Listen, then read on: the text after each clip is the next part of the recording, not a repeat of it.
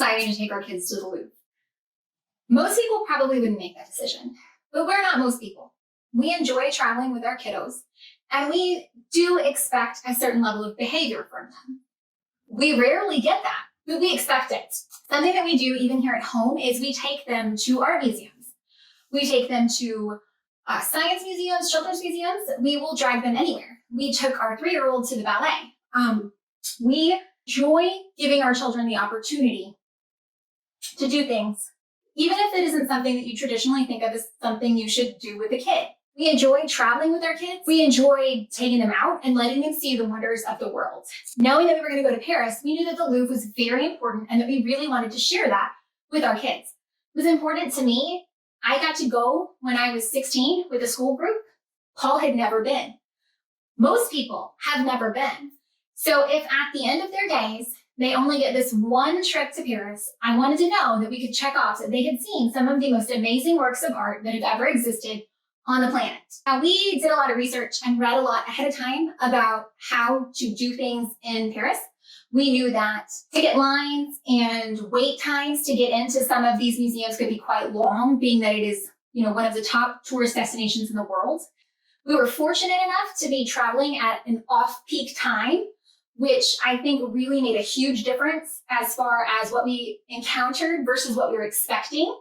And I think it made it much easier with kiddos, being that it was less busy than we had anticipated. One of the things that you can do to just do yourself a favor is know that it's going to be crazy. There's going to be times that are really hard, but that doesn't mean that it's not worth it. You should absolutely still do these things. Just know that it's not going to be easy, and that's okay. There are some things that you can do to set yourself up for success.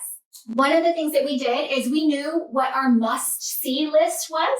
If we could do these 5 things, that would be a successful day in our book. So we were very realistic with the big things that we wanted to see. This was our 4th day in Paris, and so by this point, we are all very tired.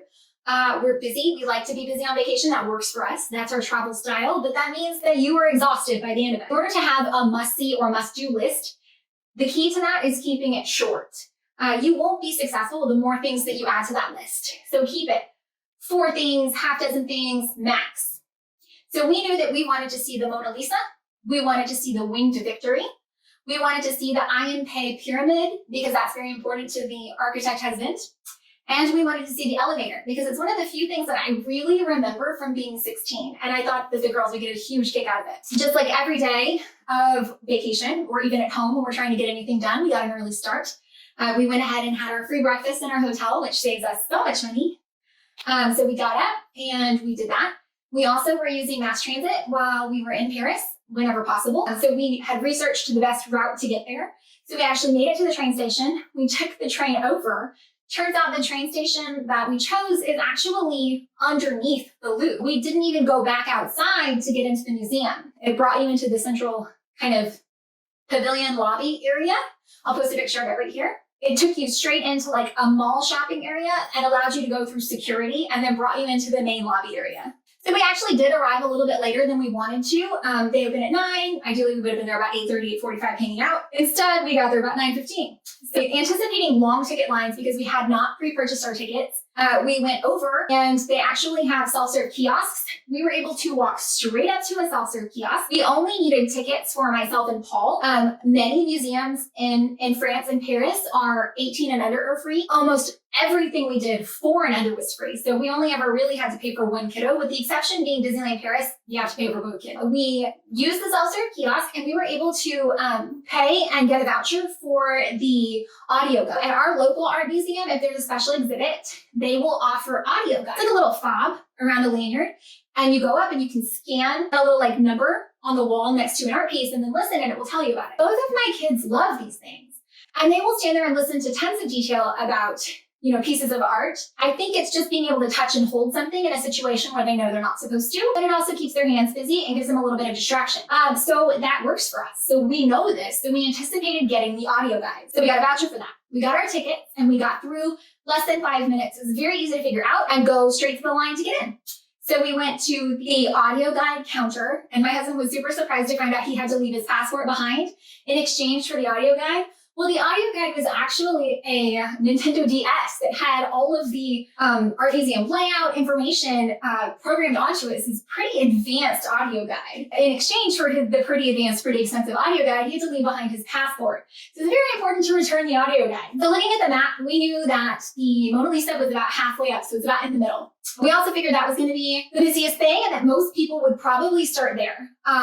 A lot of times people just by nature, it's human nature is what they do, they'll start and they'll either turn right whenever possible or they'll start at the bottom and work up. Know this, so instead we went straight to the elevators, headed all the way to the top and started working our way down. So because of that, we were able to get through 2 floors of the Louvre before we really encountered hardly any more people. That really made it much more enjoyable because, our kids could adjust to where we were. They could understand better what was going on and what was expected of them before it got too busy. It also allowed them to get closer to the art and have a front row viewing instead of being behind, much taller people in front of them. One of the many things that had changed since I visited myself when I was 16, I remember going in to see the Mona Lisa and there was just a giant, massive people. You couldn't get close to it. It was a mess. It was throngs. It was busy. So they fixed it. I was so impressed and I failed to get a picture of it. But you go in and there were 2 side-by-side lines that snake back and forth and they go all the way to the front where there's a person helping you and you get a good 2 minutes in front of the Mona Lisa without anyone in front of you to enjoy that as close as you're allowed to get before exiting the line.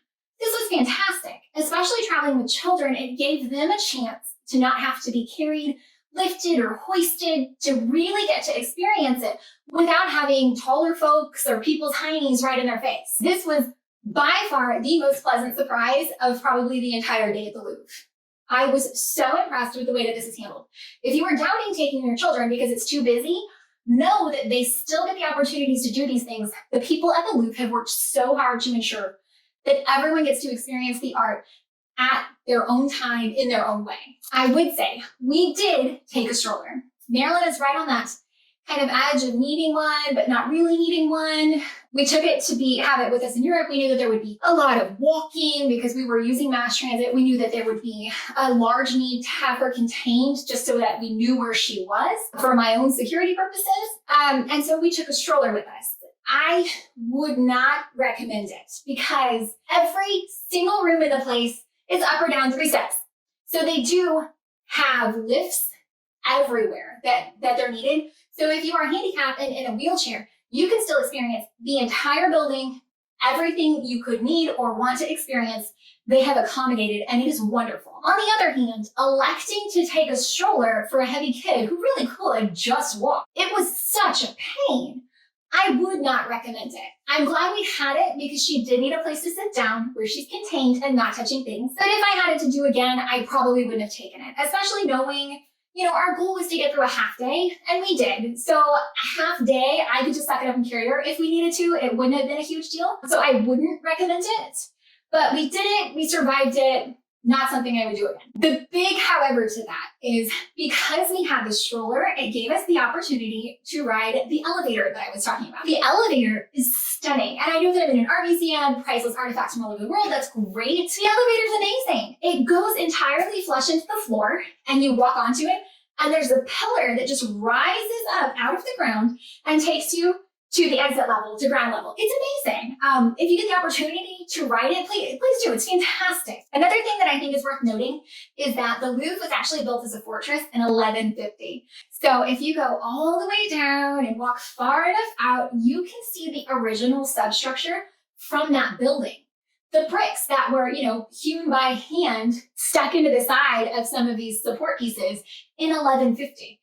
My children got to see that. So we did do about a half day at the Louvre, got in about 9:15, and we left about 1 o'clock to go have lunch there in the little food court. But the things that we did get to see, Mona Lisa, the Winged Victory, we got to see the plaza outside, the pyramid, the awesome elevator, the sculpture garden. We made it to every floor. We got to see Napoleon's personal apartment and the medieval substructure. All in all, it was a wonderful time. I would highly recommend taking your children to do things like this. Maybe don't start at the Louvre, maybe start small, maybe start local. Figure out what works. Explain to them what they're doing. Explain to them the gravity of what they're seeing. It is a pretty amazing thing to have kids that can appreciate art and history It was really crazy and it was really nuts. And sometimes it can be really hard to do these things with kiddos, but that doesn't mean that you shouldn't. My 3-year-old has seen the Mona Lisa and she can tell you what it feels like. That is an amazing gift to this art-loving mama. So if you like what you saw here, go ahead and hit the thumbs up button. If you found it informative and or entertaining and you'd like to see more, hit the subscribe button. And be sure that you're the first one to get notified when we have another travel adventure to share. Thanks so much for watching us here at Suitcase Princess. And they would stay in their own apartment in the palace, and that was just a museum. The little fairies got a clown. Yes, it was a Nintendo Switch with headphones, but it was a map, and it would tell you about the Louvre and this portrait, like in a museum that's here. And it was very fun. Melissa. Does she smile? No. The Mona Lisa was very pretty, and Mommy had to take a picture of the line. And it was very nice, the line that Mama said. And it was fun seeing the Mona Lisa. And we got our own pictures with the Mona Lisa. And she was very pretty, and she really did not smile. I saw a special golden box in the dining room. Ballroom. I saw the ballroom. Blue was very fun. And we saw cool pictures and portraits that people painted, and sculptures in a place that was like outside, but it wasn't really outside. It was really weird. And we saw a special jaguar. Remember the jaguar? And it was like colorful in rainbows.